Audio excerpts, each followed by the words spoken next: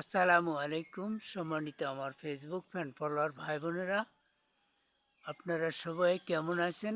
আশা করি ভালো আছেন। ওই যে উপর একটা সাজনা গাছ দেখছেন, এটা নিয়ে একটা কথা বলবো। এই সাজনা গাছের শিকড়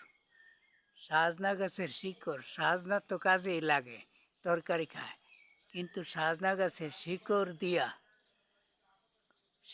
তুলে, হ্যাঁ, মেসক বানায়া দাঁত মাজবেন। আপনার দাঁতে ইনশাল্লাহ আল্লাহর হুকুমে আমি, হ্যাঁ, গ্যারান্টি দিয়ে বলতে পারি আপনার দাঁতে কোনো সমস্যা হবে না। আপনার মুখে কোনো দুর্গন্ধ থাকবে না, দাঁত পরিষ্কার থাকবে, ক্লিন, একদম পরিষ্কার।